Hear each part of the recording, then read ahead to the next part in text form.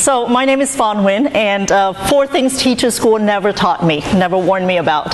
So I had to learn these things on my own over the course of 20 years in the classroom. So if you're a new teacher, hopefully it's not too late for you. Right? I grew up in Vietnam where I learned my times table. We had to stand with our palm open. The teacher would point to one of us and say 4 times 8. And if we gave the wrong answer, she would give us a sharp whack on the hand. I got hit a lot. The grading system in Vietnam was a simple ranking system. In a class of 30 kids, being ranked number 30 meant you were the dumbest. And I knew I could never be number 1, so my goal was just to be number 29 and play in the rain. I only went into teaching because I knew my chance of being admitted to med school was pretty slim. So as a compromise, I married a doctor instead. To make my mom happy, so I divorced him to make me happy. I gotta stay on the slides. I did learn from teacher school classroom management, and going into middle school that would make or break a teacher, so I got this thing down really well.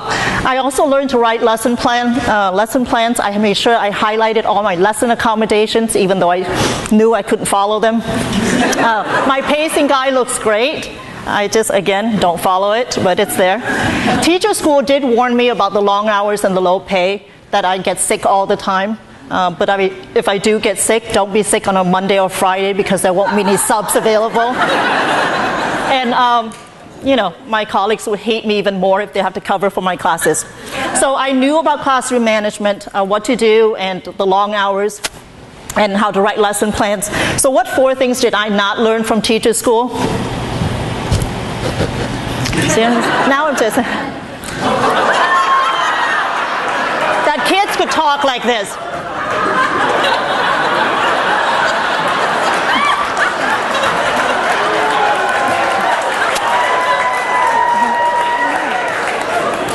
That crazy parents exist. You didn't let me talk it on the last slide. And I'm not talking about the demanding one or the one who does the kids' homework, the drunk, high as a kite parent. No, none of those. I'm not even talking about any of those. It's this one, this crazy one.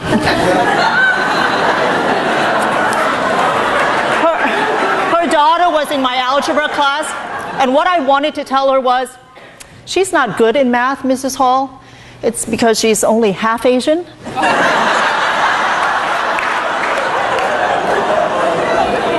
I got both of these lines from the same parent this year. When her son told us, "Mom, I just need to wear my glasses and I can see just fine," she then said, "Well, I meant the glare of the whiteboard." These are just a few of my favorite ones. And if you know how to respond to these, please see me after the show. I will buy you all the beer you can drink.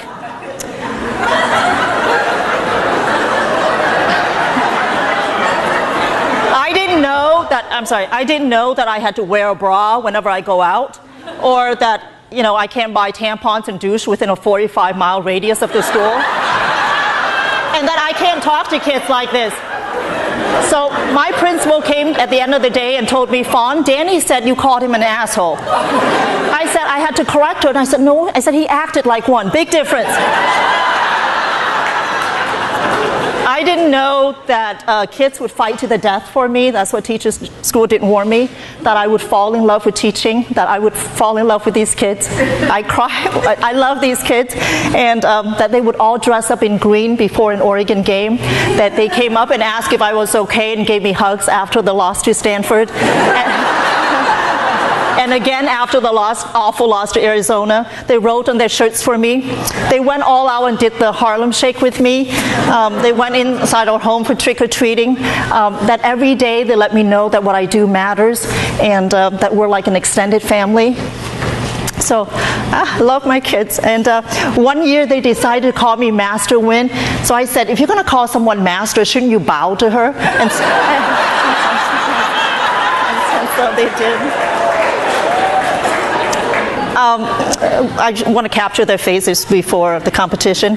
That I also didn't know that the kids could continue to stay in touch with me. Alex and Bella are now sophomores, and they drew all the sketches for me for this presentation.